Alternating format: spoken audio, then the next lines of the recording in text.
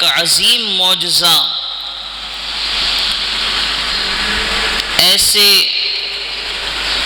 صحابہ کرام علیہم الرضوان میں بہادری اور شجاعت کا پیدا ہو جانا، غرض کہ یہ سارے معجزات اور اس کے علاوہ ان گنت معجزات اللہ رب العزت نے اپنے محبوب حضور سید المرسلین خاتم النبیین صلی اللہ تعالی علیہ وآلہ وبارک وسلم میں جمع فرمائے۔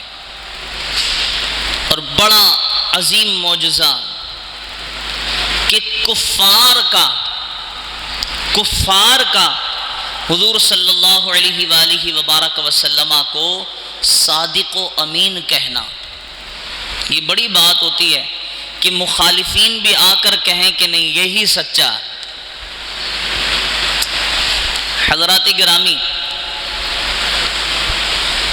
معجزہ یہ نبیوں کے ساتھ خاص ہے، اور معجزے کی ہی طرح ایک اور چیز ہے جس کو کہتے ہیں ارہاس، یہ بھی نبیوں کے ساتھ خاص ہے۔ ارہاس اور معجزہ اب دونوں ہی نبیوں سے پیش ہوتے ہیں۔ معجزہ بھی انبیاء کرام علیہم السلام کی ذات مقدسہ سے پیش ہوتا ہے، اور ارہاس بھی۔ اب دونوں میں کچھ معمولی سا فرق ہے۔ یہ جو لفظ ارہاس ہے، یہ انبیاء سے اعلان نبوت سے پہلے جو خلاف عادت کام پیش ہو اسے ارہاس کہا جاتا ہے۔ مثال کے طور پر نبی کریم صلی اللہ تعالی علیہ وآلہ وبارک وسلم کا شق صدر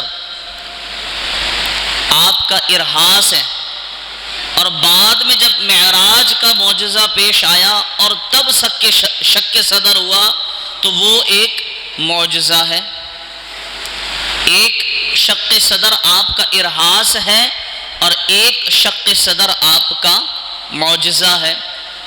پھر کفار کا حضور علیہ السلام کو صادق و امین کہنا، یہ آپ علیہ السلام کا ارہاس ہے کہ حضور علیہ السلام نے ابھی اعلان نبوت نہیں فرمایا تھا، بلکہ صرف یہ اعلان فرمایا تھا کہ اے لوگوں، اگر میں یہ کہوں کہ ابھی پہاڑ کے پیچھے سے کوئی لشکر تم پر حملہ کرنے والا ہے، کیا تم میری بات پر یقین کرو گے؟ تو کفار نے کہا کہ ہاں، ہم نے آپ کو صادق اور امین پایا ہے، اگر آپ کہتے ہیں تو ہم یقین کریں گے۔ تو یہ حضور علیہ السلام کا ارہاس تھا۔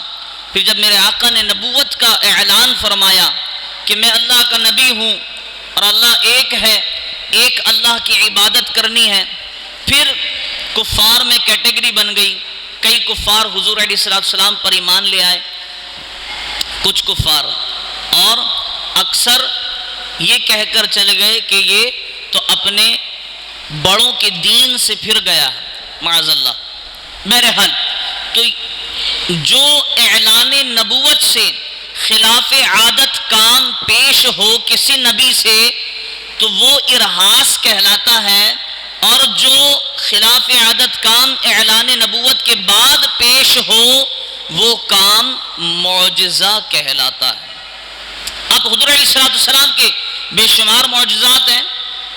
وہ کفار مکہ، ابو جہل نے ایک بادشاہ کو دعوت دی کہ مکہ میں اسلام پھیلتا جا رہا ہے، آپ آئیے اس پھیلتے ہوئے اسلام کو روکیے۔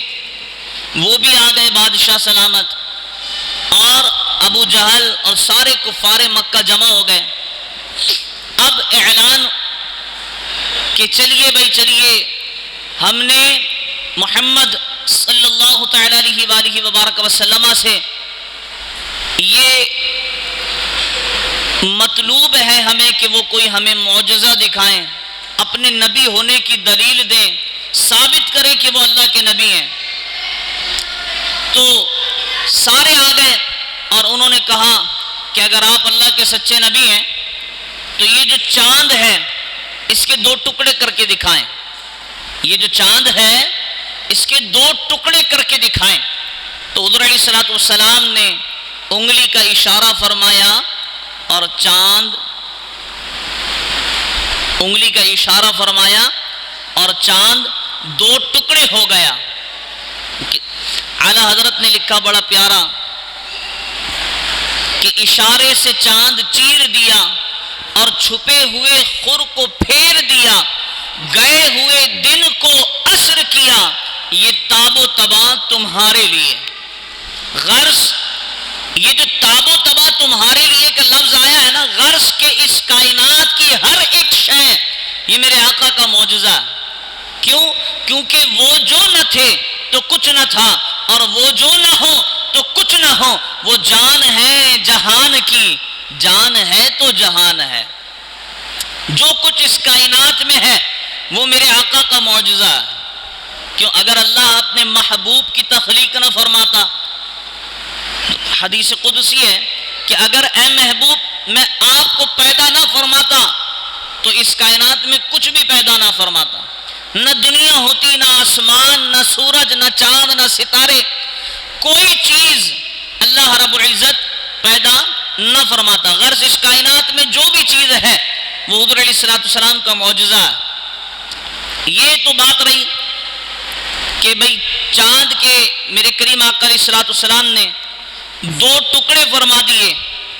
اور حضرت عبداللہ ابن عباس رضی اللہ تعالی عنہما آپ فرماتے ہیں کہ جب سب صفا کی پہاڑی پر تھے اور چاند کے 2 ٹکڑے ہوتے ہوئے دیکھے تو ہم نے دیکھا ایک ٹکڑا پہاڑ کے اوپر ہے اور ایک ٹکڑا پہاڑ کے نیچے ہے.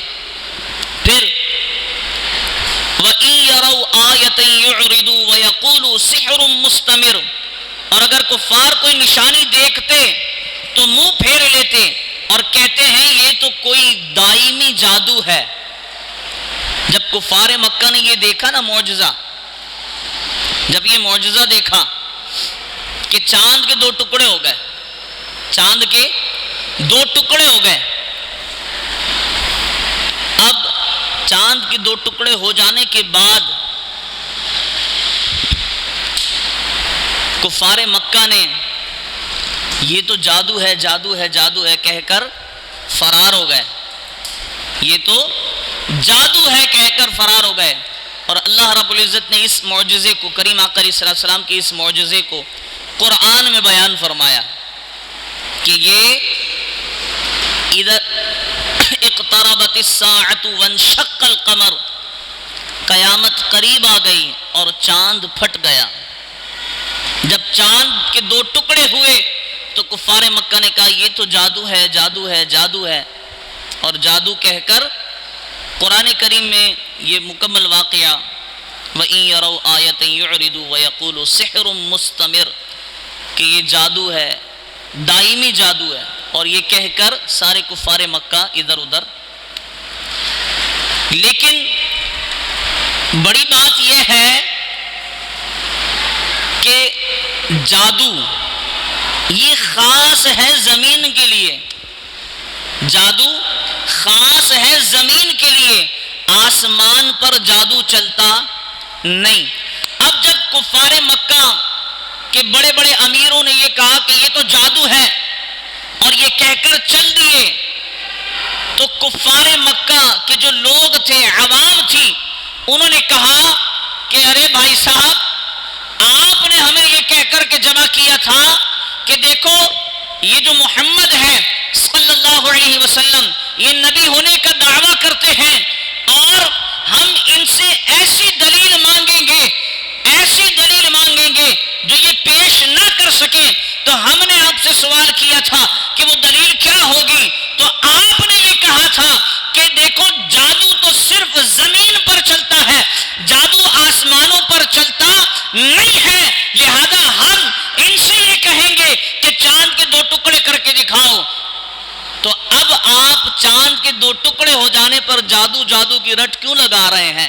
تو بہت سارے کفار مکہ نے حضور علیہ السلام کے اس معجزے کو دیکھ کر دائرہ اسلام سے مشرف ہو گئے. بولو سبحان اللہ.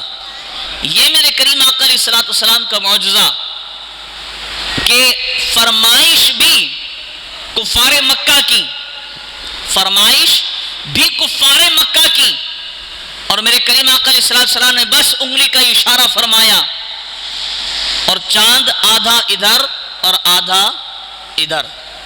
یہ معجزات رسول کریم صلی اللہ تعالی علیہ وآلہ وبارک وسلم. پھر حضور علیہ الصلوۃ والسلام کے معجزات، حضرت علی، مشہور واقعات، حضرت علی المرتضی شیر خدا کرم اللہ تعالی وجہہ الکریم، آپ کریم آقا علیہ الصلوۃ والسلام کے ساتھ تشریف فرما ہیں. میرے آقا مولا کائنات کی گود مبارک میں سر رکھ کر سو گئے. میرے آقا مولا کائنات کی گود مبارک میں سر رکھ کر سو گئے. اب حضرت علی رضی اللہ تعالیٰ عنہ دیکھ رہے ہیں آسمان کی طرف کہ سورج جا رہا ہے، سورج جا رہا ہے، سورج جا رہا ہے، اور کریم آقا علیہ الصلوۃ والسلام آرام فرما رہے ہیں. اب دو چیزیں حضور کی نیند پر حضرت علی رضی اللہ تعالی عنہ نے اپنی نماز قربان کر دی، قربان ہو چکی تھی. حضرت علی رضی اللہ تعالی عنہ نے اپنی نماز قربان کر دی، اور نماز قربان ہونے